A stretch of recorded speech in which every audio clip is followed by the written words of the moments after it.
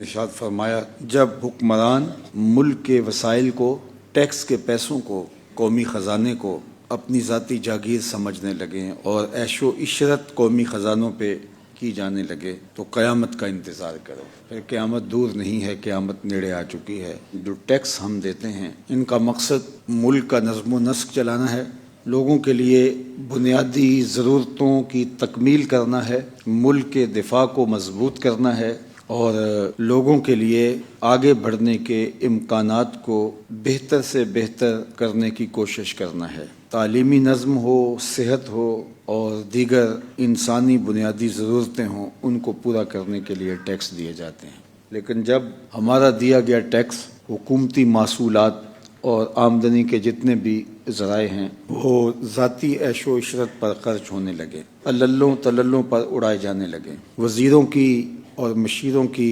فوجیں اس کو دن رات بے دردی سے اور انتہائی بے شرمی سے آپس میں تقسیم کرنے لگیں، تو جب کسی بھی ملک میں کسی بھی جگہ پہ ایسا امر ظہور پذیر ہوتا ہے تو اس کا لازمی نتیجہ یہی نکلتا ہے کہ ملک کے عوام محرومیوں کا شکار ہوتے ہیں۔ لیکن جب قیامت برپا ہونے کو ہوگی تو اس وقت پوری دنیا کا نظام اس طرح ہو جائے گا کہ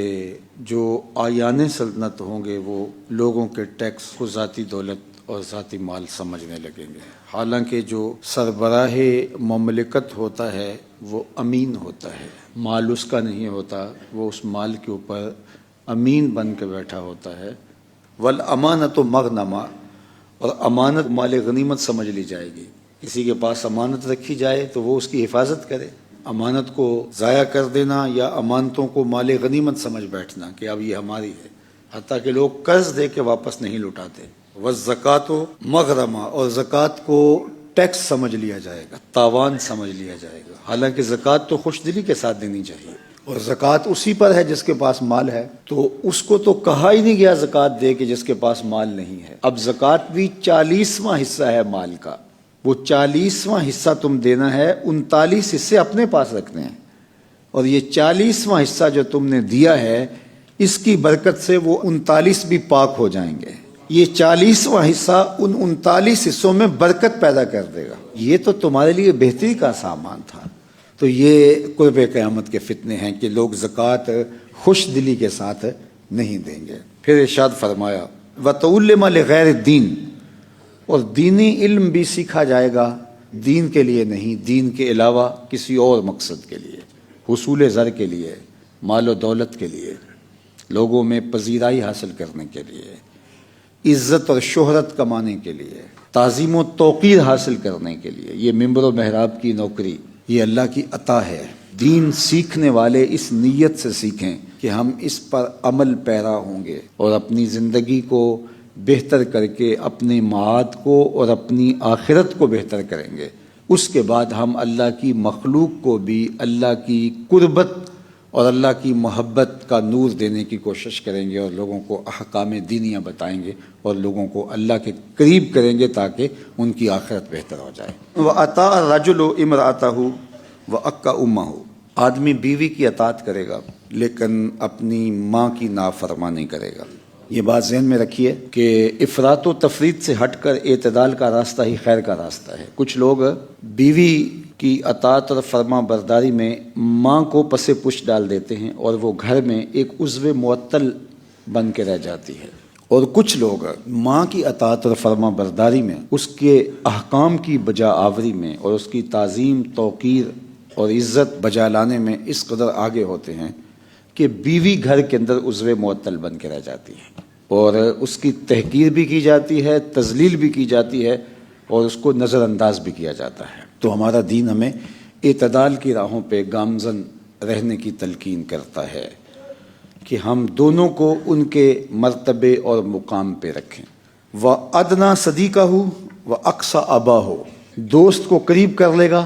اور باپ کو پیچھے کر دے گا۔ باپ اگر بلائے گا، کسی کام کے لیے بھیجنا چاہے گا